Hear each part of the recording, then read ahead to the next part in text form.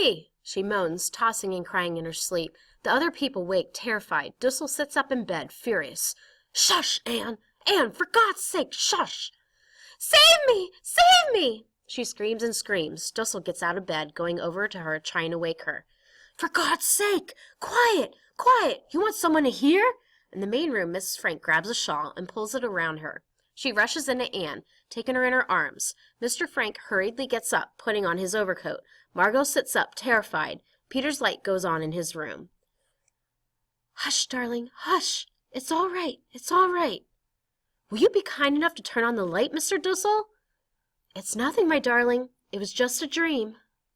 Dussel turns on the light in the bedroom. Mrs. Frank holds Anne in her arms. Gradually, Anne comes out of her nightmare, still trembling with horror. Mr. Frank comes into the room and goes quickly to the window, looking out to be sure that no one outside has heard Anne's screams. Mrs. Frank holds Anne, talking softly to her. In the main room, Margot stands on a chair, turning on the center hanging lamp. A light goes on in the Van Daan's room overhead. Peter puts his robe on, coming out of his room. "Something must be done about that child, Mrs. Frank, yelling like that. Who knows but there's somebody on the streets? She's endangering all our lives." "Anne, darling." "Every night she twists and turns. I don't sleep. I spend half my night shushing her, and now it's nightmares." Margot comes to the door of Anne's room, followed by Peter. Mr. Frank goes to them, indicating that everything is all right. Peter takes Margot back.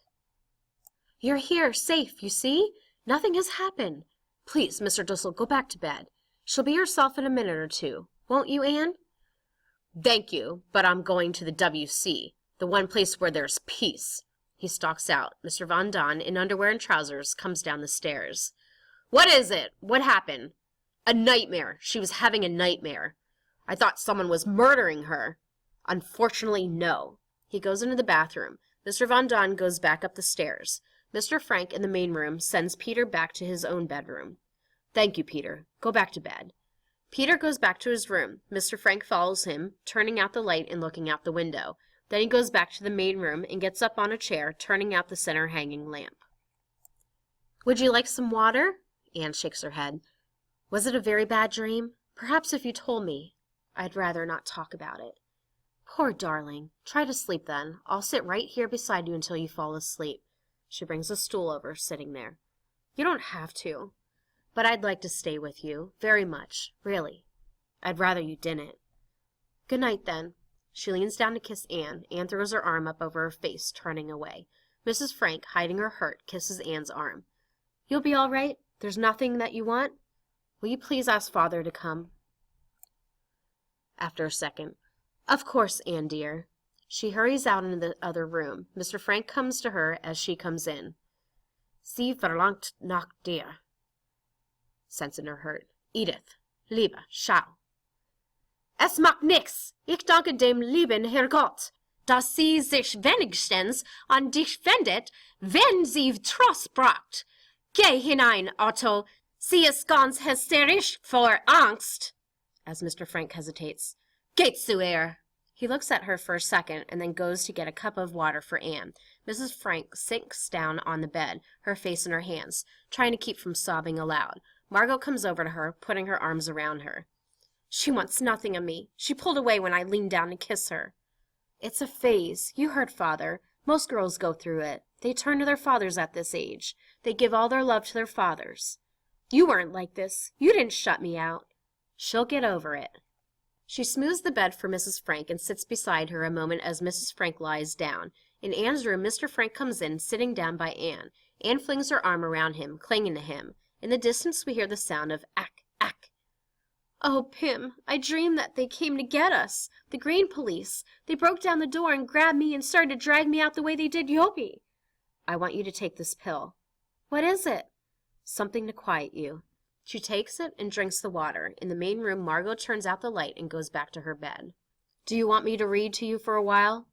"No, just sit with me for a minute. Was I awful? Did I yell terribly loud? Do you think anyone outside could have heard?" "No, no. Lie quietly now. Try to sleep." "I'm a terrible coward. I'm so disappointed in myself. I think I've conquered my fear. I think I'm really grown up, and then something happens, and I run to you like a baby. I love you, Father. I don't love anyone but you." "Annalay!" It's true. I've been thinking about it for a long time. You're the only one I love. It's fine to hear you tell me that you love me, but I'd be happier if you said you loved your mother as well. She needs your help so much. Your love.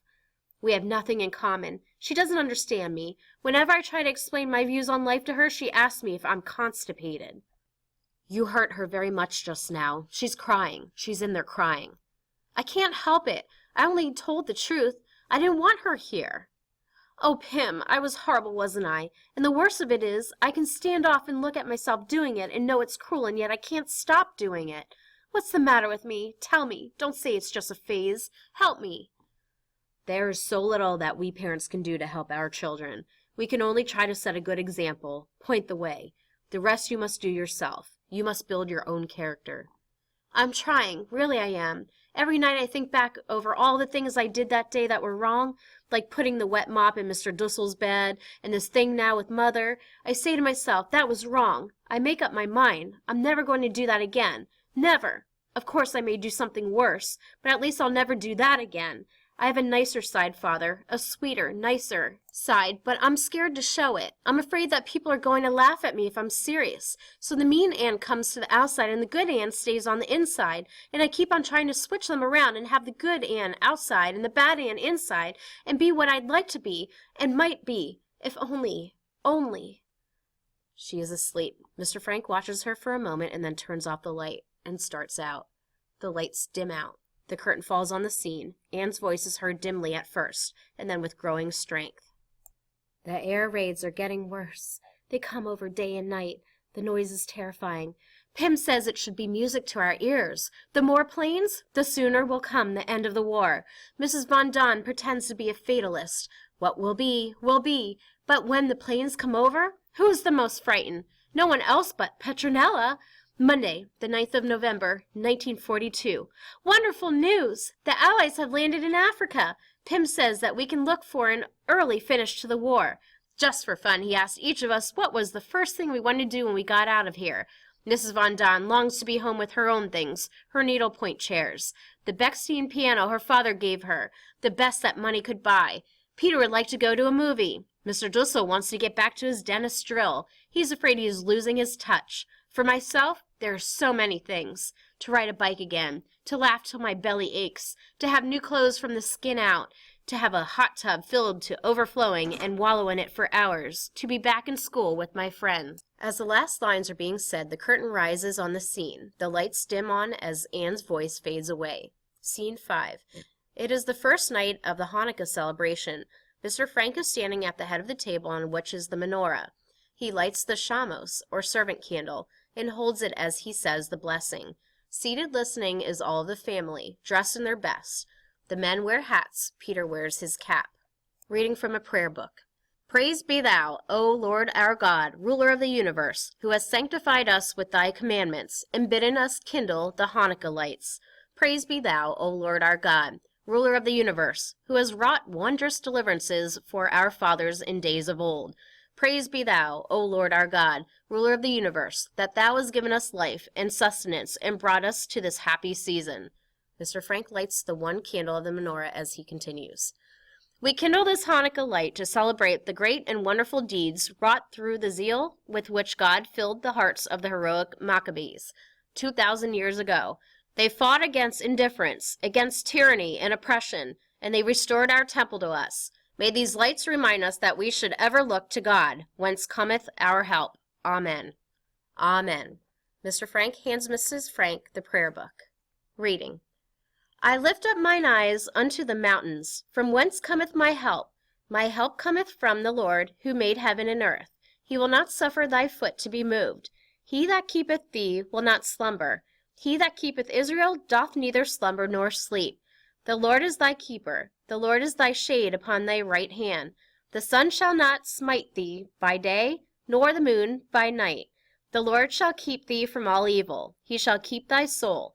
The Lord shall guard thy going out and thy coming in, from this time forth and forevermore. Amen. Amen. Mrs. Frank puts down the prayer book and goes to get the food and wine. Margot helps her. Mr. Frank takes the men's hats and puts them aside. That was very moving. It isn't over yet. Sit down, sit down.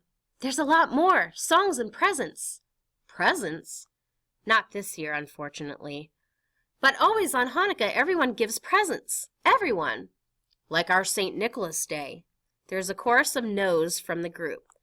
No, not like St. Nicholas. What kind of a Jew are you that you don't know Hanukkah? I remember particularly the candles. First one, as we have tonight. Then the second night, you light 2 candles. The next night, 3, and so on until you have 8 candles burning. When there are 8 candles, it is truly beautiful. And the potato pancakes. Don't talk about them. I make the best latkes you ever tasted. Invite us all next year, in your own home. God willing. God willing. What I remember best is the presents we used to get when we were little. 8 days of presents, and each day they got better and better. We are all here alive. That is present enough. No, it isn't. I've got something. She rushes into her room, hurriedly puts on a little hat improvised from the lampshade, grabs a satchel bulging with parcels, and comes running back. What is it? Presents! Presents? Look! What's she got on her head? A lampshade. She picks out one at random. This is for Margot. She hands it to Margot, pulling her to her feet. Read it out loud. Reading. You have never lost your temper. You never will, I fear. You are so good, but if you should, put all your crosswords here. She tears open the package. A new crossword puzzle book. Where did you get it? It isn't new. It's one that you've done, but I rubbed it all out, and if you wait a little and forget, you can do it all over again. It's wonderful, Anne. Thank you. You'd never know it wasn't new. From outside we hear the sound of a streetcar passing. With another gift. Mrs. Von Don. Taking it. This is awful. I haven't anything for anyone. I never thought. This is all Anne's idea. Holding up a bottle. What is it? It's hair shampoo. I took all the odds and ends of soap and mixed them with the last of my toilet water. Oh, Hanneke! I wanted to write a poem for all of them, but I didn't have time. Offering a large box to Mr. Von Don. Yours. Mr. Von Don, it's really something. Something you want more than anything. As she waits for him to open it. Look, cigarettes! Cigarettes? 2 of them! Pim found some old pipe tobacco in the pocket lining of his coat, and we made them. Or rather, Pim did. Let me see. Well, look at that. Light it, Putty. Light it. Mr. Von Don hesitates. It's tobacco, really it is. There's a little fluff in it, but not much. Everyone watches intently as Mr. Von Don cautiously lights it. The cigarette flares up. Everyone laughs. It works! Look at him. Thank you, Anne. Thank you. Anne rushes back to her satchel for another present, handing her mother a piece of paper. For Mother, Hanukkah greeting. She pulls her mother to her feet. Here's an IOU that I promise to pay. 10 hours of doing whatever you say. Signed, Anne Frank. Mrs. Frank, touched, takes Anne in her arms, holding her close. 10 hours of doing what you're told? Anything you're told? That's right. You wouldn't want to sell that, Mrs. Frank? Never. This is the most precious gift I've ever had. She sits, showing her present to the others. Anne hurries back to the satchel and pulls out a scarf, the scarf that Mr. Frank found in the first scene, offering it to her father. For Pim. Anneke, I wasn't supposed to have a present. He takes it, unfolding it, and showing it to the others. It's a muffler to put round your neck, like an ascot, you know. I made it myself, out of odds and ends. I knit it in the dark each night, after I'd gone to bed. I'm afraid it looks better in the dark. Putting it on. It's fine. It fits me perfectly. Thank you, Annalay. Anne hands Peter a ball of paper with a string attached to it. That's for Mouchie. Rising to bow. On behalf of Mouchie, I thank you. Hesitant, handing him a gift. Anne, this is yours, from Mrs. Quack Quack, as he holds it gingerly in his hands. Well, open it. Aren't you going to open it? I'm scared to. I know something is going to jump out and hit me. No, it's nothing like that, really, as he's opening it. What is it, Peter? Go on, show it. It's a safety razor. A what? A razor. You didn't make that out of odds and ends. Meep got it for me. It's not new. It's secondhand. But you really do need a razor now. For what? Look at his upper lip. You can see the beginning of a mustache. He wants to get rid of that? Put a little milk on it and let the cat lick it off. Think you're funny, don't you? Look! He can't wait. He's going in to try it. I'm going to give Moushy his present."